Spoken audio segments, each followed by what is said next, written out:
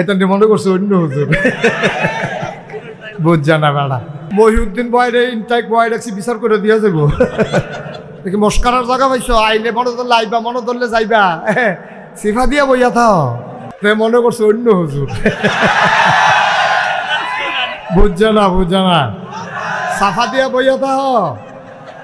উডে উডে বেড়া দোহানটা খুললে সারছি না, দোহান বাহি দেন। ঘন্টা দুই এক ওয়াজ করে লইয়ার পরে উঠত। আর বাংলাদেশের ব্যতিক্রম, নির্বাচনের খবর নাই, তা গাছের ভিতর টাতলারে ঠিক না। শুভেচ্ছা, ঈদুল আজহার শুভেচ্ছা, তে গাছ টাতলারতে আছে। আরেক বাড়ায় সিটাগাংতে রামচন্দ্রপুর নামছে, এই গাছের তলি দিয়া যাইতো লইয়া, এবারে আন্দার কিছু ফর, এবারে দেখে যে কারা জানি মাথার উপরে আতলারে। ও মা গো কইয়া চিল্লান দিয়া লুলমুল ছাইড়া দিছে, বেহুশ হইয়া পড়ে রইছে। দারোয়ান মারোয়ান দৌড়াইয়া আইয়া দেহে, এবারে দাঁত খিলকিতে উঠে লেগেছে গা, এই সাইডে দিয়া লুলমুল ছাইড়া দিছে, লড়ে না। ফানি ডানি ডাইল্লা হুশ করছে। পরে কয় কি তো ভাই, আপনি কত এখান দিয়ে আইয়েন যান, আপনি আটকা বেহুশ হয়েছেন কি রে? কয় কারা জানি গাছ উঠটা আতলারে।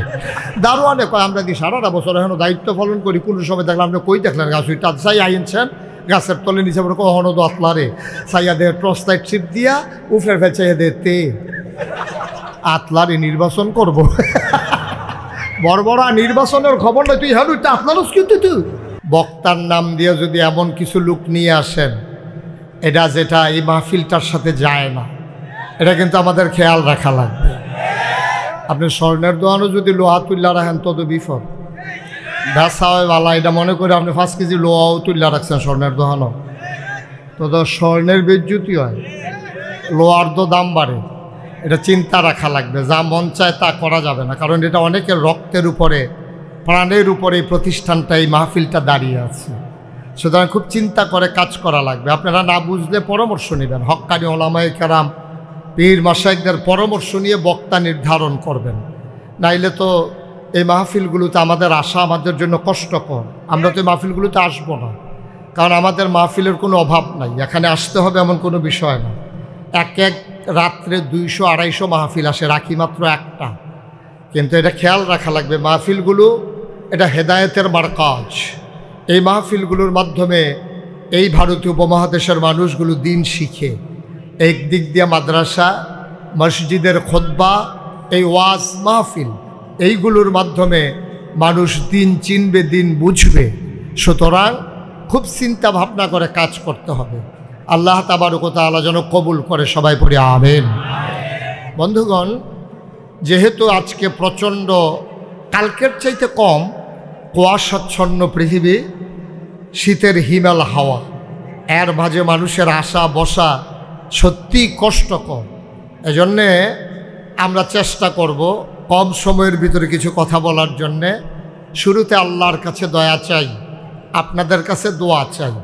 আল্লাহ যেন আমার মুখ দিয়ে সেই কথাগুলো বের করে দেন যেগুলো আমার জন্য দরকার এবং আপনাদের জন্য দরকার। সবাই পড়ে না আমিন। বন্ধুগণ, আল্লাহর খাস মেহেরবানি খুব খেয়াল রাখতে হবে। আল্লাহ তাবারক ওয়া তাআলা আমাদেরকে এই দুনিয়াতে মানুষ করে বানিয়েছেন। বানানোর পরে তিনি আমাদের উপাধি দিয়েছেন আশরাফুল মাখলুকাত। কেন কথা বলা যাবে না বাবা? ছেলেরা, এই যে ছেলে, কথা বলা যাবে না, একটু সুযোগ করে দিতে হবে, একটু সুযোগ। একেবারে পিন পতন নিস্তব্ধতার মাঝে কথা হবে ইনশাআল্লাহ। খরগোশের মতো কান খাড়া করে, মাছের মতো নিষ্পলক নয়নে তাকিয়ে তাকিয়ে কথা শুনতে হবে। প্রতিটি কথা আমার জীবনের জন্য যেন কাজে লেগে যায়। আল্লাহ যেন কবুল করে, সবাই পড়ি আমিন। তো যেই কথাটুকুন বলছিলাম যে আল্লাহ আমাদেরকে মানুষ বানিয়েছেন। কি বানিয়েছেন? সবাই জুড়ে বলেন। মঞ্চে যারা আছে মহিউদ্দিন ভাই সহ, তারা না কইলেও সারব, কেন তারা যে বইয়া রয়েছে এটাই তো বেশি হিসাবে হতাফান আর গা বয়াই রাখছেন আপনারা। আপনি আরও পিছনে এসে আমার দিকে ঘুরে বসেন, আরও দেখাতেন, পেছনে যান সবাই, আরও সামনে সরেন। উনি আরও আপনি এদিকে আসেন, আইসা আমার দিকে তাকাইয়া বসেন। ওয়াজ হইলেও হ্যাঁ আপনি চাইয়া রয়েছেন, হ্যাঁ ন ঠিক আছে, সুযোগ করে দিলাম, এই যে ঘুরাইয়া বসাই দিলাম। আমিন কন, জোরে কন। আরো জুড়ে। যেই কথাটুকুন বলতেছিলাম, আল্লাহ তাবারক ওয়া তাআলা আমাদেরকে মানুষ বানিয়েছেন। সবাই আমি যেটা প্রশ্ন করি জবাব দেবেন, কি বানিয়েছেন? মানুষ করে বানানোর পরে আমাদেরকে বলেছেন আমরা আশরাফুল মাখলুকাত, আমরা সৃষ্টির সেরা জীব মানুষ। আচ্ছা, কেন সৃষ্টির সেরা জীব? আমাদের শরীর খুব মোটা, এই জন্য আমরা সৃষ্টির সেরা? কথা বলে এই জন্য। একটা হাতি কাটলে মিনিমাম 10টা মানুষ বানানো যাবে। হাতি তো সৃষ্টির সেরা হতে পারে নাই। একটা নীলতিমি কাটলে 50টা হাতি বানানো যায়। কই নীলতিমি তো কেউ সেরা বলে নাই। আমার চাইতে আপনার চাইতে জুড়ে দৌড়াইতে পারে। আপনি যে গরুটা পালেন, এই গরুটারে যদি হঠাৎ করে ছুটে যায়, রাগ হয়, আপনি দেখবেন যে আপনার হ্যাসরাইয়া সহ নিয়ে চলে যাবে। চাইলে জুড়ে দৌড়াইতে পারে গরু। আমার চাইতে আপনার চাইতে বড় অনেক প্রাণী আছে, হাতি আছে। এই তারপরে 700-800 কেজি গোশত হয়, 1000 কেজি গোশত হয়। বাংলাদেশেই তো এমন গরু পাওয়া যায়। আর আপনার গায়ে কয় কেজি? আপনি সবটা মিলিয়ে 70 কেজি, 80 কেজি, নাইলে 100 কেজি। 100 কেজির উপরে মানুষ পাওয়া খুব কঠিন। কিন্তু এই 1000 কেজি গোশত হয়, তারে আশরাফুল মাখলুকাত বলা হয় না। 50টা হাতি বানানো যাবে, সেই নীলতিমিকে আশরাফুল মাখলুকাত বলা হয় না। আপনাকে আমাকে বলা হয় কি দিয়া? আপনি খুব জুড়ে দেখেন এই জন্য না, আপনার 2টা শিং আছে এই জন্য না, আপনার কিচ্ছু নাই, আপনি অসহায় একজন মানুষ। একটা ট্যাংরা মাছ, আপনি তারে ধরতে গেলে তার আত্মরক্ষার্থে আল্লাহ 3টা কাটা দিছে। একটা শিং মাছ, তারও 3টা কাটা আছে। একটা মুরগি, সেও দেখবেন একটা ঠোকর দিতে আসে, সুবল মারতে আসে, ঠোকর দিতে আসে। একটা খাসি, গরু, সবার একটা না একটা আত্মরক্ষার জিনিস আছে, কিন্তু আপনার কিচ্ছু নেই। আপনি কেউ আপনারে মারতে আসলে আপনার নাড়ি বিজারণ লাগে, আপনার শরীরের ভিতরে কোনো অস্ত্র শস্ত্র আল্লাহ ফিট করে দেন নাই, তারপরও আপনি আশরাফুল মাখলুকাত। সুবহানাল্লাহ বলবেন না? কেন আপনি আশরাফুল মাখলুকাত? রামচন্দ্রপুরের মানুষ, মুরাদনগরের মানুষ, পার্শ্ববর্তী বাঞ্ছারামপুরের মানুষ, আর এক পার্শ্বে হোমনার মানুষ। মন দিয়ে শোনো রে ভাই, মানুষ কেন আশরাফুল মাখলুকাত? তার চোখ 2টা বড়, এই জন্য আশরাফুল মাখলুকাত না। তার মাথাটা অনেক বড়, এই জন্য আশরাফুল মাখলুকাত না। তার দেহ অনেক বিশাল, এই জন্য আশরাফুল মাখলুকাত না। আশরাফুল মাখলুকাত মানুষ হয়েছে যেই জিনিস দিয়া, তার নাম হইল আকল। ঠিক কিনা? বিবেক, বিবেচনা, ভালো মন্দ বুঝার ক্ষমতা, এটা আল্লাহ মানুষকে দিয়েছেন, আর কাউকে আল্লাহ দেন নাই। এখন এই বিবেক দিয়া আপনি আশরাফুল মাখলুকাত হইছেন। এখন বিবেক যদি কাজে না লাগান, তাইলে মানুষে কি কয়? আপনার ফুতেরে দৈরা, শুধু ফুতেরে আপনি গরুর লগে না ফাইরা আইয়া সেটা ফুতেরে দৈরা ফিটা শুরু করছেন ফাজুন দিয়া। আপনার মায় দৌড়াইয়া আইয়া সেটা তুই একটা গরু সব, তুই তাদের কি শুরু করছ? মায় ফুতেরে গরু কইছে গেলে আপনি গরুর মতো কাম করছেন দেখা। ঠিক কিনা কম? সারে কয় তুই একটা গাদা হইস। কেড়ে তারে গাদা কয় কেড়ে? কারণ তে ফরা ফারে না, তে ফরা ফারছে না দিকে সারে তারে গাদা কইছে, মায়ের তারে গরু কইছে। তাইলে বোঝা গেল তুমি গরুর মতো কাম করছো দেখা তোমার মায়, তোমার নিজের মায়, যেই মায় ফেরো ধরছে, যেই মায় তোমার জন্ম দিছে, 2.5 বছর যেই মায় বুকের দুধ খাওয়াইছে, এই মায় তোমার গরু কয়, কারণ তুমি গরুর মতো কাম করছো। তুমি গাধার মতো কাম করছো। গাধার নাকি কোনো কিছু মনে থাকে না। তুমি যখন প্রতিদিন পড়া পারো না, স্যার তোমারে গাধা কয়। তাইলে যদি আশরাফুল মাখলুকাত হইতে হয়, 2টা হাত থাকলে, 2টা চোখ থাকলে, কান থাকলে, মুখ থাকলে আশরাফুল মাখলুকাত হওয়া যায় না। আশরাফুল মাখলুকাত হওয়ার জন্য প্রতিটা মানুষের বিবেক থাকা লাগবে। ঠিক কিনা? বিবেক কাজে লাগাইতে হবে। বিবেক যখন মানুষ কাজে লাগায় না, ক্ষমতা পাওয়ার পরে মন যা চায় তাই যখন করে, পৃথিবীর ইতিহাস আপনি পর্যালোচনা করে দেখেন, নানান সময় মৃত্যুর কারণে সরকারের বদল হয়, ভোটের মাধ্যমে সরকারের বদল হয়, আন্দোলনের মুখে সরকারের বদল হয়, কিন্তু সরকার বদলের পরে পুরো পৃথিবীর ইতিহাস আপনি পর্যালোচনা করে দেখেন, শিক্ষিত মানুষ যারা গুগলে সার্চ দিয়ে দেখেন, পৃথিবীর ইতিহাসে এই ঘটনা ঘটে নাই। গত 5ই আগস্ট বাংলাদেশে যে ঘটনা ঘটেছে, ঠিক কিনা বলো? কি ঘটনা ঘটছে? সরকারের বদল হয়েছে, এইটা আমি যেটা বুঝাইতে চাইছি যে সরকার বদল হইতেই পারে, কারণে কারণে হবে, ভোটে হবে, মারার পরে হবে, আন্দোলনের মুখে হবে, কিন্তু সরকার বদলের পরে ৩৩০ জন মেম্বার অফ পার্লামেন্ট, আমলা কামলা বদুল্লা, র্যাব গোয়েন্দা, এরপরে ব্যবসায়ী কর্মকর্তা কর্মচারী উপদেষ্টা সবাই মিলে একসাথে দেশ থেকে পালিয়ে গেছে, পৃথিবীর ইতিহাসে নাই। ঠিক কিনা? এটা পৃথিবীর ইতিহাসে বিরল, এটা পৃথিবীর ইতিহাসে বিরল। এটা বাংলাদেশে গোটা পৃথিবীর মানুষ নতুন করে দেখলো সরকারের বদল হতেই পারে। আমি দেশ ছেড়ে চলে যাওয়া লাগবে কেমনে? কেন চলে যাওয়া লাগবে দেশ ছেড়ে? এই দেশ তো আমারও দেশ। আমরা কি বলি যারা আগের ক্ষমতায় ছিল তাদের কি দেশ না? অবশ্যই তাদের দেশ, কিন্তু তারা চলে যাওয়া লাগলো কেন? নিশ্চয়ই এমন কোনো কাজ করেছে যেই কারণে তারা নিজেরা তারা পালাই যাওয়ার। কেউ কিন্তু আপনারা আন্তরিকতার সাথে খেয়াল করেন, রাজনৈতিক নেতৃবৃন্দ বলেন, বৈষম্য বিরোধী ছাত্র আন্দোলন বলেন, কোনো ইমাম বলেন, বক্তা বলেন, কেউ কিন্তু সরকার যে পদত্যাগ দেশ ত্যাগ করবে এটা কেউ চায় নাই। মিছিল করছে কি কয়, দফা এক, দাবি এক, পদত্যাগ পদত্যাগ। এটাই আমরা সারা জীবন শুনছি। ঠিক কিনা কন? খোলাপানি মিছিল করছে, রাজনৈতিক দলের নেতৃবৃন্দ মিছিল করছে, দফা এক, দাবি এক, পদত্যাগ পদত্যাগ। আল্লাহ কয় আরে না, দফা এক, দাবি এক, দেশ ত্যাগ দেশ ত্যাগ। ঠিক কিনা? আল্লাহর খেলা। এটা হলো যার যার কর্মের প্রায়শ্চিত্ত। আমি মাঝে মাঝে ঘটনাটা মনে হলো অঝুরে কান দিয়ে একা একা। আরে দুনিয়ায় 17 বছর থাকার পরে এই যদি মানুষের রুষানলে পরে দেশ থেকে চলে যাওয়া লাগে, 50 বছর 70 বছর জিন্দেগি করার পরে আল্লাহর আদালতে না জানি আমাদের কি উপায় হবে, এটা মনে হইলে আমি অঝুরে কাঁদি, অঝুরে কাঁদি। এই দেশে বাপের ভিটা আছে, জায়গা জমি সব আছে, তারা চলে যাওয়া লাগলো। আর আমি 70 বছর পরে যখন আমার ইন্তেকাল হবে, আমার প্রতিটি সময়ের অণু পরমাণু, সেকেন্ড, মিনিট, ঘন্টা, দিন, সপ্তাহ, মাস, বছর সবগুলোর যখন হিসাব করা হবে, সেই দিন আমার কি উপায় হবে? মাঝে মাঝে চিন্তা করে আমি কাঁদি। এই কান্না সবারই কাঁদা উচিত। তবে ঘটনায় খুব খুশি হওয়ার কিচ্ছু নাই।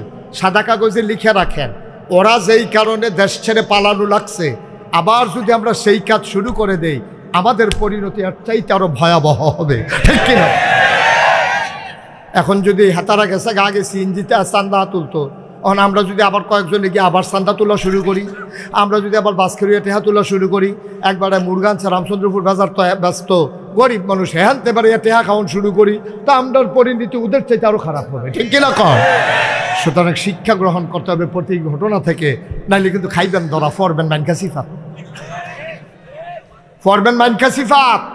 সাংঘাতিক। যে ইতিহাস থেকে শিক্ষা নেয় না, গতকালকে থেকে যে শিক্ষা নেয় না, আগামীটা কাল তার কখনো সুন্দর হয় না। প্রতিটি ক্ষণ থেকে সুন্দর নিতে শিক্ষা নিতে হবে। আমিরুল মুমিনিন খলিফাতুল মুসলিমিন, ইসলামের দ্বিতীয় খলিফা হযরত ওমর। মোবাইলগুলো বন্ধ করে দেন, যাদের মোবাইলগুলো বাজে বন্ধ করে দেন এগুলা। সবাই কনা আমিন, জোরে কনা আমিন।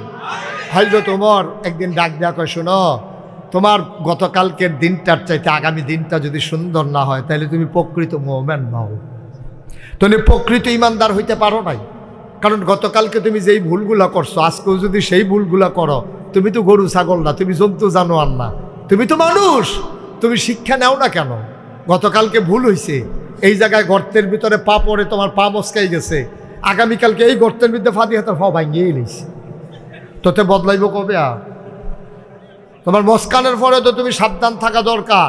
এখানে একটা গর্ত আছে, আমি যাওয়ার সময় খেয়াল করে যাওয়া লাগবে যেন ওই গর্তে আমার পা না পড়ে। আপনি যদি বারবার গর্তে, এই জন্য নবীজি বলেছেন মুমিন কখনো এক গর্তে 2 বার সাপের কামড় খায় না। কারণ একবার যদি সে সাপের কামড় খায়ও, সে চিন্তা করে আবার যদি আমি এখানে যাই তাহলে না আবার কামড় দিয়ে ফেলবে, এই জন্য সে ওই রাস্তায় আর যায় না, ওই গর্তের কাছেই যায় না। বন্ধুগণ, 1500 বছর আগে নবীজি যখন দ্বীনের দাওয়াত দেওয়া শুরু করলেন, মানুষগুলো হয়ে গেল 2 ভাগ। একদল আল্লাহওয়ালা, আরেক দল শয়তানওয়ালা। একদল জানোয়ারের চাইতে খারাপ, আরেক দল ফেরেশতার চাইতে উত্তম। একদল জান্নাতি, আরেক দল জাহান্নামী। বলেন সুবহানাল্লাহ। কয় ভাগ হইছে? এখনো 2 ভাগ মানুষ আছে। দেখতে মানুষ, নামও মুসলমানের, শয়তানের হেডকোয়ার্টার, এমন মানুষ আছে নাকি নাই? থোতার দাড়ি আছে, পাঞ্জাবি আছে লম্বা, কি সুন্দর কথা কয়, সুরমা তোর কাজল দিয়ে আনে, মনে হয় ফেরেস্তা নাজিল হইছে, টেহা সুদে লাগায়। আছে নাকি নাই? ফাইল আটকাইয়া ঘুষ খায়, আছে নাকি নাই? এবারে 60 বছর চাকরি করে রিটায়ার্ড করছে, এবারে ফলাফাইনে চাইতে গিয়া কয় চাচা ওহন চলেন কেমনে, আগে তো বেতন টেতন পাইছে, ওহন কেমনে চলেন? কই লাইরা চাইরা যে পেনশনের টেহারা পাইছে, এবারে লারে সারে মাইদে দিয়ে যেটা এটা দিয়ে চলে। সারাটা জীবন ফাইল লাইরা চাইরা খাইলা তুমি, অফিসের বিদ্যা ফাইল লাইরা চাইরা যাতা দিয়া ধৈরা রাখিয়া টেহা আদায় করে ঘুষ খাইয়া তুমি সংসার চালাইছ, আর অহন তুমি পেনশনের টেহারারে লাইরা চাইরা তুমি চলতে আছো। আব্বা তুমি আর বদলাইবা কবে? তুমি আর মানুষ হইবা কবে? তুমি তো অমানুষের হইয়া গেছ। তোমার দাড়ি ফাঁকছে, টান টান চামড়া তোমার ঢিল হইছে। আগে গালের চামড়া কি প্লেন আছিল, অহন ভিতরে সাফার দাঁত ফইরা অন হেই গালের চামড়া ভিতরে গেছে, গাতা হইছে, ফোয়া খানেক তেল ধরে। হে নো তেল দেখে সারাশিলো তেল দেয় বেড়া, এর পরেও বদলায় না। আর বদলাইব কবে? আর কবে বদলাবে? আর আমাদের এই পরিণতি 29 বছর এখানে মাহফিল হলো, আমাদের যদি নৈতিক মান পরিবর্তন না হয়, আজও যদি আমি নামাজকে পারফেক্ট করতে না পারি, আমি যদি প্র্যাকটিসিং মুসলিম হতে না পারি, আজও যদি আমার ভিতরে চেঞ্জ না আসে, আমি আর বদলাবো কবে? আমার ডেস্ট্রয়, আমার ধ্বংস সুনিশ্চিত। কিয়ামতের ময়দানে আমি মাথা উঁচু করে দাঁড়াতে পারবো না। বন্ধুরা আয় ছেলে আয় বসো। তে মনে করছে অন্য হুজুর, বুঝছে না সাফা দিয়া বইয়া তা উডে দাঁড়া দোহানটা খুললে সারছি না, দোহান বাহি দেন ঘন্টা 2 এক ওয়াশ করে লইয়ার পরে উঠত, যার লোকের যে উঠবো তারা যাতা দিয়া বয় লেবেন। মহিউদ্দিন বয়ের ইনটাইক বয় রাখছি, বিচার করে দিয়া যাব। দেখি মস্কারার জায়গা পাইছ, আইলে মনে ধরলে আইবা, মনে ধরলে যাইবা, সিফা দিয়া বইয়া থাও। যতক্ষণ আমি না ছাড়বো ততক্ষণ চিন্তাও করেও নৌডনে। এটা মনে করছে অন্য হুজুর, বুঝছে না বেড়া। হ্যাঁ তারা বেড়াই বয়লা তে মনে করছে বয়াম যখন জাগা লই বই বস্তা, তুমি বারবার উঠতে পারবা না বাবা, একবারে ফিক্সড করে দিয়ে তোমাকে বসতে হবে, এটাই তোমার শেষ দাঁড়ানো। আনাইলে বন্ধ করে দিতে হবে কামারা। বসো তুমি মাঝে দিয়ে দাঁড়াইছো কেন আবার? আর দাঁড়ানো যাবে না আমার শেষ পর্যন্ত, বিরক্ত করবা না, এগুলো আমি পছন্দ করি না। সবাই কন আমিন, জোরে কন, আরো জোরে। আমিরুল মুমিনিন হযরত উমর কাফেরের সর্দারা ছিল। উমরের রাতের ফিটা খাইছেন এমন কোনো বেড়াইত নেই মক্কায়, কথায় না বললে যাতে দিয়ে হতাই লিছে। আর মুহের আগে হাত চলতো, হে উমর, অমর আল্লাহর নবীর এন্তেকাল হয়ে গেল। মুসলমান সবাই মিলে আবু বকর সিদ্দিক রাদিয়াল্লাহু তাআলা আনহু ওনাকে ইসলামের প্রথম খলিফা বানিয়ে দিলেন। ওনার উপাধি হয়ে গেল খলিফাতুর রাসূল। 3 জন আমিরুল মুমিনিন, খলিফাতুল মুসলিমিন 4 জন, হযরত আবু বকর। আমি তো ওয়াজ করতে পারবো না, এই যে পেছনে যে কথা আপনারা কেউ শুনেন না, একটু চুপ করাইতে হবে তো বাবা, নাইলে কথা বলতে পারবো না তো আমি। আপনারা মোবাইলগুলো হাতে যারা ধরে রাখছেন একটু বন্ধ করে দেন দয়া করে, এটা বিরক্তের কারণ হচ্ছে। কেউ দেখতে পাচ্ছেন আপনার নামান, এটা এই মোবাইল কার্ড নামাও, আপনার মোবাইলগুলো বন্ধ করেন। ইউটিউবে হাজার হাজার ওয়াজ আছে, আপনি কয়টা ওয়াজ দেখবেন? সবার মোবাইলগুলো বন্ধ করেন, আপনারটা বন্ধ করেন। কথা শুনো নাই? ছেলে কেন আপনি মোবাইল ধরে রাখবেন? আপনি তো ওয়াজ শুনতে আসছেন, আমি তো সামনে আছি। মোবাইল ধরবেন যখন আমি না থাকি। সারা জীবন তো ইউটিউবের ভিতরে দেখলাম, তো আর আমি বাড়ি শিখতাম ভিতরে চাইয়া থাকলে। এখন আমার সামনে থেকে আমার দিকে তাকাই থাকবেন। আমিন কন, জোরে কন। ওই তো না ওয়াজ মাইর খেয়ে এলিস, জোরে কন। আওয়াজ দিবেন বলিষ্ঠতার সাথে, সবাই কন মারহাবা। যেই কথাটুকুন বলছিলাম, 4 জন। পঞ্চম খলিফা হয় উমর বিন আব্দুল আজিজকে বলা হয় পঞ্চম খলিফা, কারণ ওনার জীবনটা ছিল আবু বকর, ওমর, উসমান, আলীর সাথে সামঞ্জস্যপূর্ণ। এই 4 জন হলো খলিফাতুল মুসলিমিন, আমিরুল মুমিনিন। এর ভিতরে প্রথম যিনি আবু বকর সিদ্দিক, ওনাকে বলা হয় খলিফাতুর রাসূল। ভাই আপনি তো এটা করে ওয়াজ শুনতে পারতেন, আপনি আমার দিকে চান একবার 50 বার চান হেডার ভাই, এটা বন্ধ করেন, বন্ধ করেন এটা। আপনি তো ওয়াজ শুনতে আসতেন, কি তামাশা শুরু করছেন আপনি? আমিন কন। যে কথাটুকুন বলতেছিলাম, তিনজন হইল খলিফাতুল আমিরুল মুমিনিন, আর একজন হইল খলিফাতুর রাসূল, বাকি তিনজন হইল খলিফাতুল মুসলিমিন, মুসলমানদের খলিফা। আর রাসূলের খলিফা মানে কি? রাসূল যাকে নির্ধারণ করে দিয়েছেন তিনি হলেন আবু বকর সিদ্দিক। সুবহানাল্লাহ বলবেন না? অসুস্থতায় তিনি যখন নুয়ে পড়লেন আর দাঁড়িয়ে থাকতে পারছিলেন না, আল্লাহর নবী পিছনের কাতারে চলে আসলেন, তিনি বসে পড়লেন। আবু বকর সিদ্দিককে বললেন, যাও নামাজটা পড়াও। সবাই বুঝে গেছে নবীজি যখন থাকবেন না, নবীর অবর্তমানে যিনি দায়িত্ব পালন করবেন তিনি আর কেউ না, তিনি আবু বকর সিদ্দিক। বলেন সুবহানাল্লাহ। আবু বকর সিদ্দিকেরও ইন্তেকাল হয়ে গেল। এবার সবাই মিলে তালাশ করতেছে হযরত উমর বিন খাত্তাবকে। খাত্তাবের বেটা উমর, সবাই মিলে তালাশ করে, উনি কই? ওনারে খুঁজে পাওয়া যায় না, গেল কই, গেল কই? সবাই মিলে উমর রাদিয়াল্লাহু তাআলা আনহুর বাড়িতে গেলেন, দেখে দরজা বন্ধ করে ফুফাইয়া ফুফাইয়া কান্দে। সবাই কয়, আপনি কান্দেন কেন? নবীজি নাই, আবু বকর নাই, এখন কে দায়িত্ব পালন করবে? আপনি চলে আসেন। এবার ওমর কান্দে আর কয়, আমি তো এই ভয়টাই পাইছিলাম, কারণ আমি তো খলিফা হতে চাই না, কারণ আমি যদি শাসন ক্ষমতা নেই, আমার আমলে ফুরাত নদীর তীরে একটা কুকুর যদি না খেয়ে মারা যায়, আল্লাহ যদি ডাক দেয়া কয়, ওমর রে, ওমর তোর আমলে একটা কুকুর কেন না খেয়ে মারা গেল, জবাব দে। সেই দিন আমি কি জবাব দেব? এই ভয়ে আমি আর তোমাদের সামনে যেতে চাই না, আমার খলিফার দরকার নাই। এটার নাম হইল ইসলাম। দায়িত্ব দিতে চাইলেও দায়িত্ব নিতে চায় না। আর বাংলাদেশের ব্যতিক্রম, নির্বাচনের খবর নাই, তা গাছের ভিতরটা আতলারে, ঠিক কিনা কয়? শুভেচ্ছা, ঈদুল আজহার শুভেচ্ছা, তে গাছ উইটা আতলারতে আছে। আরেকবার সিটাগাং রামচন্দ্রপুর নামছে, এই গাছের তলি দিয়া যাইতে লইয়া এবার আন্দার কিছু ফর, এবারে দেখে যে কেড়া জানি মাথার উপরে আতলারে। ও মা গো কইয়াছিলেন যে লুলমুল ছাইড়া দিছে, বেহুশ হইয়া পড়ে রইছে। দারোয়ান মারোয়ান দৌড়াইয়া আইয়া দেহে, এবারে দাঁত খিলকিতে উঠে লেগেছে গা, এই সাইডে দিয়ে লুলমুল ছাইড়া দিছে, লড়ে না। ফানি ডানি ডাইল্লা হুশ করছে। পরে কয়, কি তো ভাই আপনি কত এখান দিয়ে আইয়েন যান, আপনি আটকা বেহুশ হয়েছেন কি রে? কয়, কেড়া জানি গাছ উইটা আতলারে। দারোয়ানে কয়, আমরা কি সারাটা বছর এখনো দায়িত্ব পালন করি, কোনো সময় দেখলাম আপনি কই দেখলেন গাছ উইটা চাই আইনছেন গাছের তলে নিচে? বলে কখনো তো আতলারে। চাইয়া দেয় টর্চ লাইট ছিপ দিয়া উফরে ফেচাইয়া দে, তে আতলারে নির্বাচন করব। বড় বড় নির্বাচনের খবর নয়, তুই হ্যাঁ আপনারও কিন্তু তুই ঠিক কিনা কও? আরে খালি খালি ফদফদবি পাইতো, খালি ফদফদবি পাইতো। বাজার কমিটি হয়েছে, হ্যাঁ এই কমিটি ঢুকতে পারছে না, দেখা হেতে গিয়ে সেটা কয়, ভাই এটা বাজার কমিটি হয়েছে না। কয়, কিটা? তোরা বাজার একটা কমিটি সারে, আলকা আলকা বাজার কমিটি করো না কেন?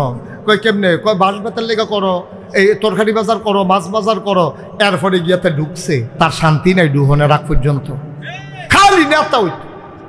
আমরা দেশ যদি খালি কইতো কেড়া কেড়া নেতা হইবে, তো এটা কর্মীতে বেশি নেতা পাওয়া গেল, ঠিক কিনা কও? আর হযরত উমরের মতো মানুষ আবু বকরের ইন্তেকালের পরে ফলাই গেছে, বাজ্যা গেছে। আমার লাগতো না, এই নেতাগিরি লাগতো না। ভাই ও, আমার ডর করে কিয়ামতের ময়দানে আল্লাহ যদি একটা কুত্তা আমি উমরের শাসন আমলে যদি না খাইয়া মারা যায়, আর কুত্তারা যদি আমার নামে বিচার দেয়, সেদিন আমি কি জবাব দেব? এই বই আমি ঘরের ভিতরে ঢুকা কানতে আসি। অর্ধেকটা পৃথিবীর প্রেসিডেন্ট, একটা মিষ্টি কুমড়ারে তুমি সমান সমান কুপ দিয়া কাটলে অর্ধেকটা যেরকম, পুরা পৃথিবীটাকে তুমি দুই টুকরা করলে। অর্ধেকটার প্রেসিডেন্ট ছিল ওমর, ৩৩ লক্ষ স্থলভাগের প্রেসিডেন্ট ছিল ওমর, জলভাগ সহ অর্ধেকটা পৃথিবী তিনি প্রেসিডেন্ট ছিলেন।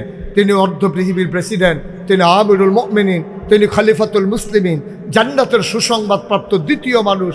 নবীজি একদিন ডাক দেয়া বসে, ওমর রে, আনা খাতামুন নবিয়্যিন লা নবিয়্যা বাদি, আমি হলাম সর্বশেষ নবী, আমার পরে নবী নাই রে ওমর। আমার পরে যদি নবীর দরজা খোলা থাকতো তাহলে তুই উমর নবী হইতি। সুবহানাল্লাহ বলবেন না? এই উমরের মতো মানছে খলিফা বানাইলে মানুষে দৌড়া এর লেগে আমরা বাগ্যা রয়েছে, আর আমরা তারা খালি উহি মারে। আমি আমি তাই খালি কুতুর ফরে ফুটে উকি মারে কথা বসা ভয় তো পারে না তার টেবিলে খেয়ে যাবো। কারণ লাভ আছে, তো লাভ আছে, খেলুই গেলে লাভ আছে। কারণ আমরা বাংলাদেশে দেখেছি স্বয়ং প্রধানমন্ত্রী অসংখ্য সোশ্যাল মিডিয়া, প্রিন্ট মিডিয়ার সামনে বলেছে ওনার পিয়ন নাকি 400 কোটি টাকার মালিক।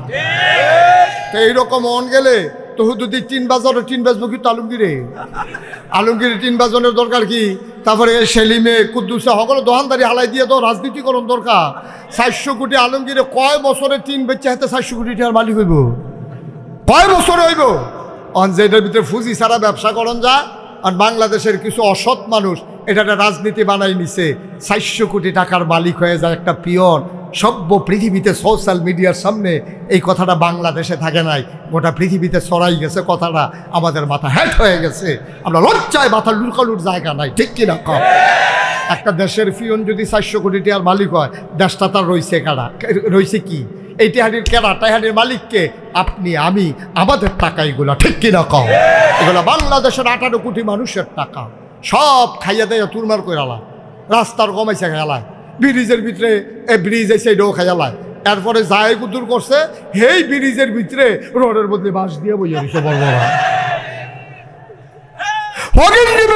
বিস্কুট আইছে, হেই বিস্কুট বেড়ে আপনার তারা খাইয়া বইয়া থাকে, ঠিক কিনা খাও? কারবার কি দাঁড়াইছে ভাই? চিন্তা করে দেখো। আমরা এলাকার একবার প্রাইমারি স্কুলে হেডমাস্টার আছি, এবারে যখন রিটায়ার্ড করছে, আমরা গ্রামটা কিন্তু বড় গ্রাম, আমাদের ইউনিয়নের নাম 4 নং শশীদল ইউনিয়ন। এই শশীদল ইউনিয়নের ভিতরে সবচেয়ে বড় গ্রাম হইল আমরাটা। এই আমরা গ্রামের ভিতরে ভোটার বেশি, কিন্তু এবার তারা হগলে মিল্লা গ্রামের মুরব্বীরা, আমরা তখন শুডু লেখাপড়া করি, মুরব্বীরা মিল্লা হগলে বুদ্ধি করছে এবার যেমন আমরা গ্রাম চেয়ারম্যানই আনাম। যাবার আর চেয়ারম্যান দাঁড় করে ভাবাটাকে হত্যা ঘুমায়, আর হগলে মিল্লা গ্রামও মিটিং করতেছে প্রাইমারি স্কুলের মাঠও মিটিং টিটিং সিদ্ধান্ত করে হয়েছে। যাবারা যেহেতু প্রাইমারি স্কুলের হেডমাস্টার আছিল, এবারাই শিক্ষিত মানুষ, এবারে চেয়ারম্যান হইলে ভালো হইব। সকলে রাইতের 12টার সময় মিটিং শেষ করিয়া হেবারার ব্যাগ দিয়ে হেবারের ঘুমে তার একটা বাইসা উঠেন, কয় কি থাকো আপনার চেয়ারম্যান হইব? অসম্ভব, মাপ চাই, আমার চেয়ারম্যানই লাগতো না ভাই। আমি এত বড় বছর সংসারও টাইম দিতাম পারছি না, চাকরি বাকরি করছি, ওখানে আবাদত বন্দেগি করাম, আল্লাহ বিল্লাহ করাম, চিন্তা করছি একটা গাই ফালাম, গাইয়ের দুধ খায়াম, ঘাস টাস মারাম, রৌন লাগায়াম, ফেজ লাগায়াম, আমি এত মেহনত করতাম পারতাম না, আমার চেয়ারম্যানই লাগতো না ভাই। আমারে তোমরা মিল্লা জিল্লা আমারে মাফ করা, আমি গ্রামবাসীর কাছে মাফ চাই।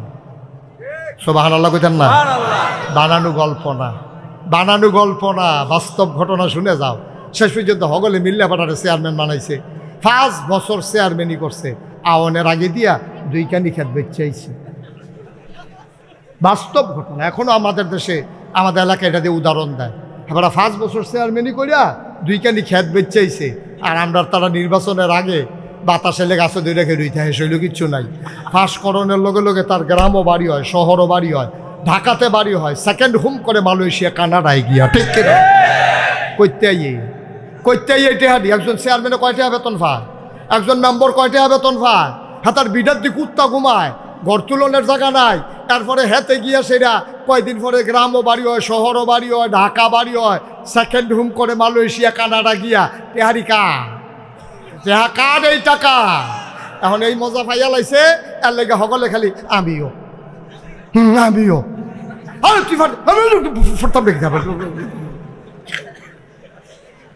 ভাই কদুর চিন্তা করেন, কদুর চিন্তা করে, হাসির জিনিস না, একটু চিন্তা করেন।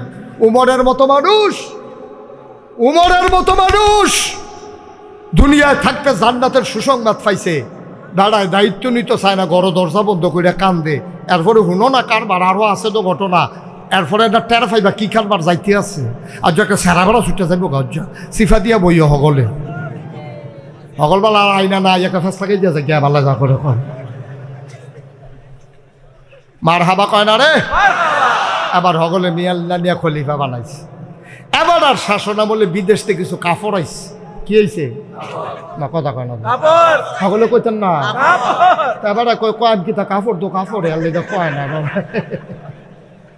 কি চাইছো কথা কইতেন না কি চাইছে কইতেন না কি আইছে কাপড় আইছে পরে এবারে এই হযরত ওমর তালিকা করছে প্রাপ্তবয়স্ক সকল মানুষের তালিকা করো মনে করেন মহিউদ্দিন ভাইরে দায়িত্ব দিল কাকুবাদ সাহেব যে তোমার রামচন্দ্রপুর এলাকায় মোটামুটি বয়স 12-র উপরে মরছে না হলো তাদের তালিকা করে জমা দাও জনের 3 গজ করে কাপড় দেওয়া হইব মনে করেন মানে এবারে তালিকা দিছে হযরত ওমরের তালিকা কেমন করে করলাম তালিকা করছে পরে সবাই এক টুকরা করে কাপড় পাইছে এরপরে শুক্রবারে এরা ইসলামের নিয়ম হইল যিনি রাষ্ট্রের প্রধান হবেন তিনি শুক্রবারে জাতীয় মসজিদে খুতবা এবং নামাজ পড়াবেন আজান হইছে খুতবার টাইম হইছে সকলে তাহিয়াতুল ওযু দুখুলুল মসজিদ কাবলাল জমা ফইরা বইয়া রইছে ইমাম আইয়া না সবাই টেনশনে পড়ে গেছে ইমাম সাহেব এখনো আসে না সূর্য হাইলা গেছে কারবার কি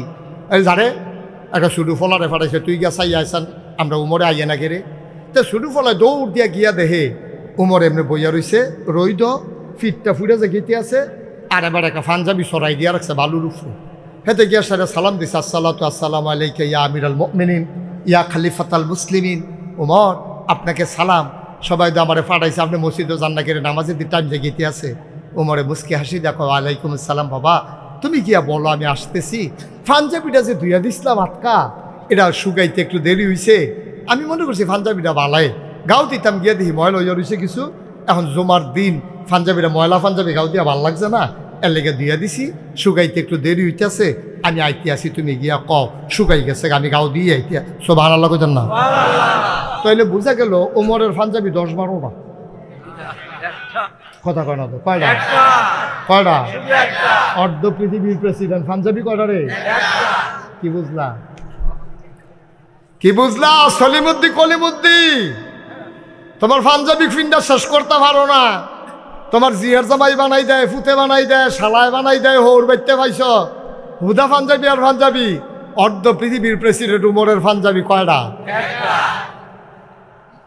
হযরত ওমর এবার পাঞ্জাবি গায়ে দিয়া মসজিদ নববীর বারান্দায় আসলেন জোর একটা সালাম দিলেন আসসালামু আলাইকুম সবাই কয় ওয়ালাইকুম আসসালাম দরজা ফাঁকা হয়ে গেল দরজা থেকে মিম্বার পর্যন্ত একটা রাস্তা হয়ে গেল ওমর মাথা নিচু করে হাঁটলেন মেহের মিম্বারে গিয়ে উঠলেন যে 3টা সিঁড়িতে বৈশা খুতবা দেয় এটারে কয় মিম্বার আর ইমামের যে বেশতি জায়গাটা এটারে কয় মেহরাব হযরত ওমর মিম্বারে উঠে আবার সালাম দিলেন আসসালামু আলাইকুম ওয়া রাহমাতুল্লাহ সবাই বলে ওয়ালাইকুম আসসালাম ওয়া রাহমাতুল্লাহ ওমর এবার খুতবা দেওয়া শুরু করলেন আউযু বিল্লাহি মিনাশ শাইতানির রাজিম বিসমিল্লাহির রহমানির রহিম এতটুকুন পড়েছেন পেছন থেকে একটা যুবক দাঁড়িয়ে গেছে খাপ থেকে তরবারি বের করে ওমরের দিকে উঁচু করে ধরছে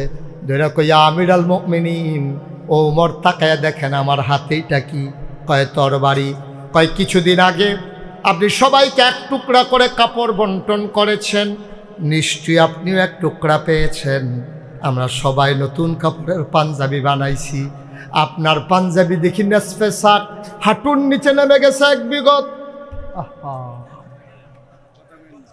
হাঁটুর নিচে নেমে গেছে এক বিগত আর আমাদের পাঞ্জাবিগুলো হাঁটুর নিচে নামাইতে পারলাম না আপনার পাঞ্জাবি এত লম্বা হইল কেমনে আমার পাঞ্জাবি দিয়ে তো লম্বা হয় না আমরা সবাই পাঞ্জাবি বানাইলাম কারো পাঞ্জাবি এত লম্বা নাই আপনার পাঞ্জাবি এত লম্বা হইল কেমনে ওমর মাথা নিচু করে আছেন ওমর জবাব দেয় না যুবক ডাক দেয়া কয় ওমর পাঞ্জাবি লম্বা হইছে কেমনে নিশ্চয়ই আপনি কাপড় চুরি করেছেন নিশ্চয়ই আপনি ক্ষমতা দেখাইয়া কাপড় বেশি নিছেন নাইলে পাঞ্জাবিটা তো লম্বা হওয়ার কথা না আপনি আগে জবাব দেবেন পাঞ্জাবি লম্বা হইল কেমনে তারপরে খুতবা দেবেন জবাব দিতে না পারলে আমরা মদিনার মুসলমান কেউ আপনার খুতবা শুনব না সুবহানাল্লাহ বলবেন না বাবা এটা নামাও কয়বার বলছি বিরক্ত করো কেন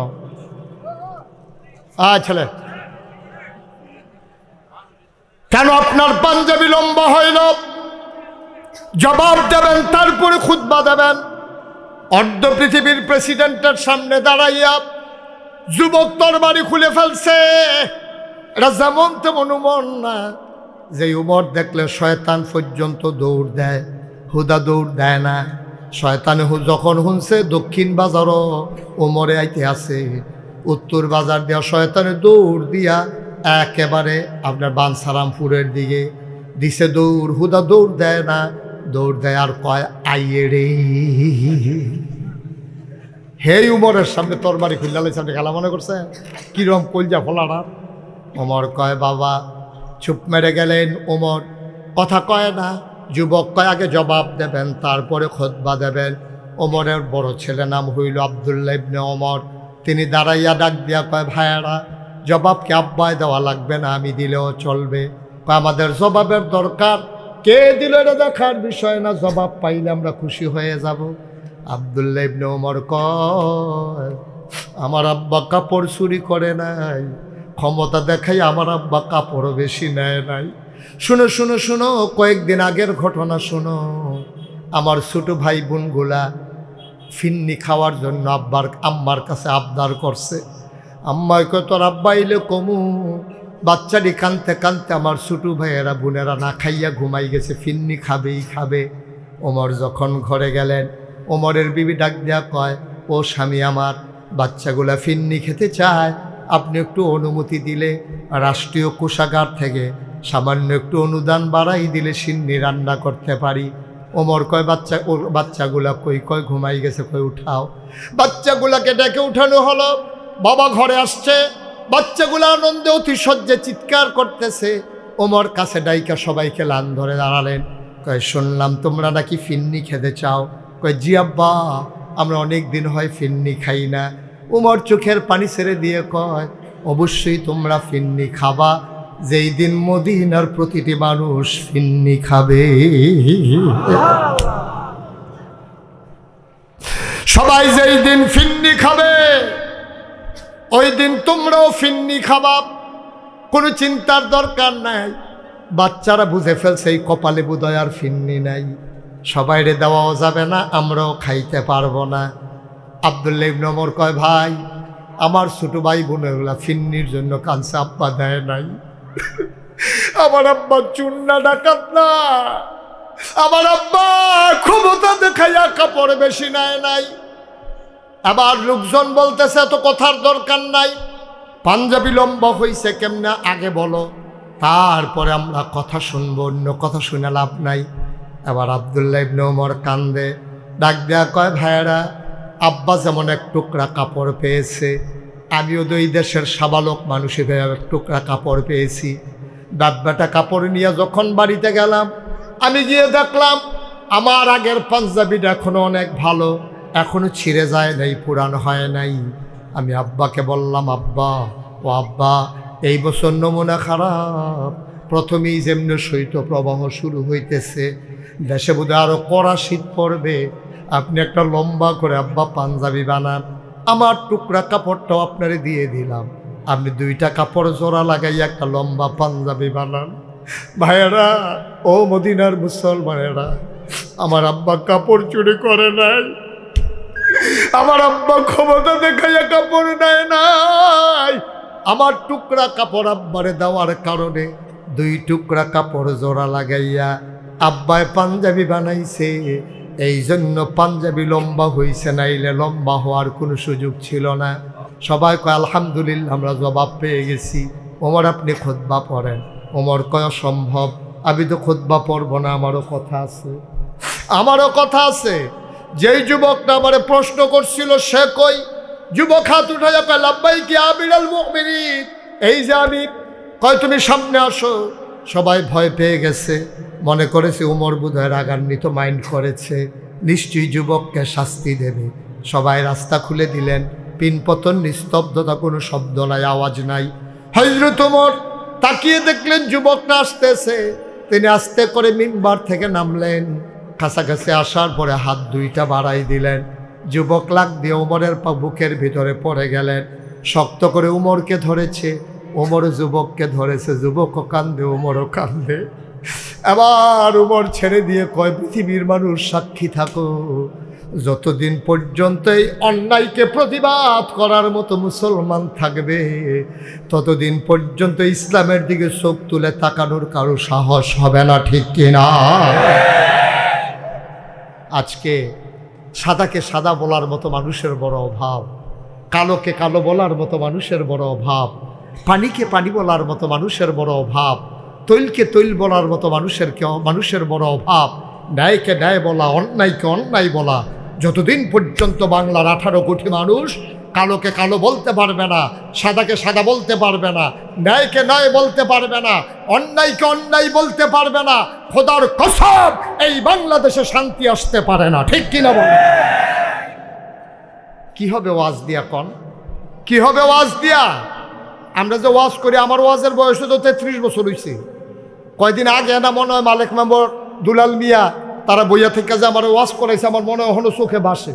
কয়দিন আগের কথা, কিন্তু দেখতে দেখতে 33 বছর হয়ে গেছে। ওয়াজ দইতে আছে। এই মাহফিলের বয়স হচ্ছে 29 বছর। ওয়াজ কি আর হাতে যায়?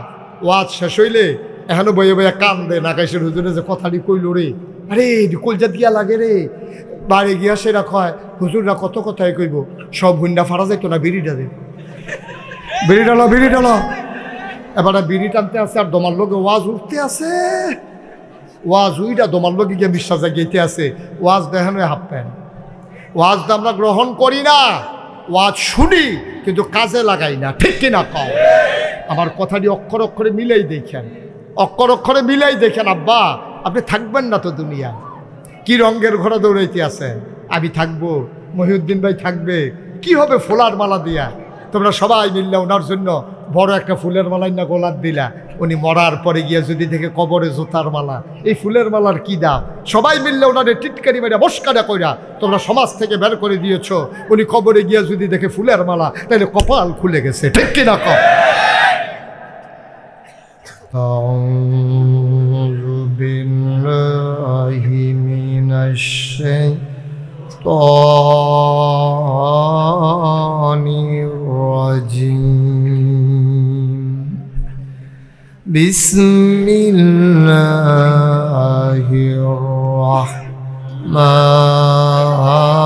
রাহমানির রাহিম। ইয়া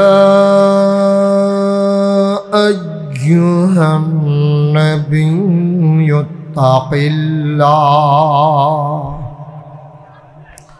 ওয়া লা তুতি'ল কাফিরিনা ওয়াল মুনাফিকিন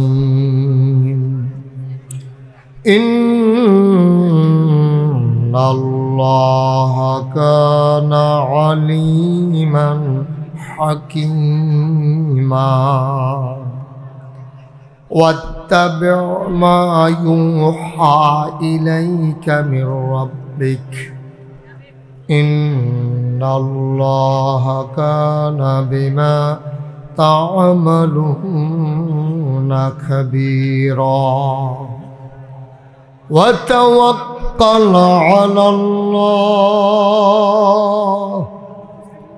وكفى بالله وكيلا إن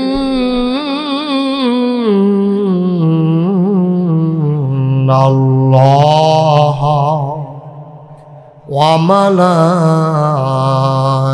وملائكته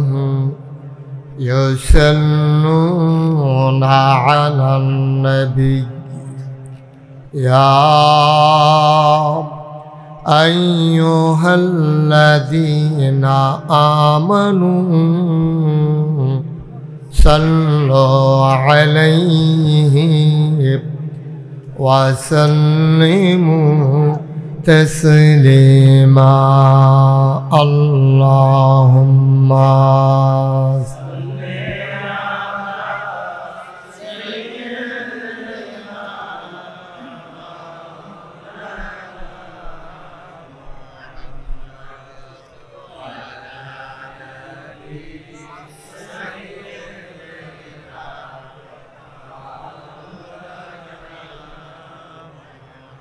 জোরে সুরে মহাব্বতের সাথে গলা ছেড়ে দিয়ে পড়ুন আল্লাহুম্মা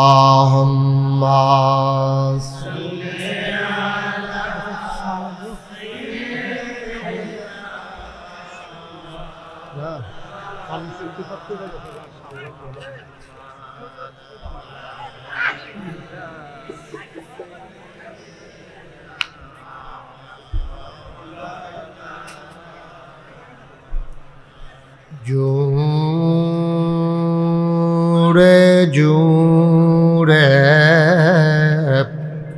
পড় দুরূদ জবান বন্ধ রেখো না জোরে জোরে পড় দুরূদ জবান বন্ধ রেখো না এই দুরূদার নেক আমলি এই দুরূদার নেক আমলি জান্নাত তোমার ঠিকানা আল্লাহুম্মা সাইয়্যিদিনা মাওলানা মুহাম্মদ وعلى آله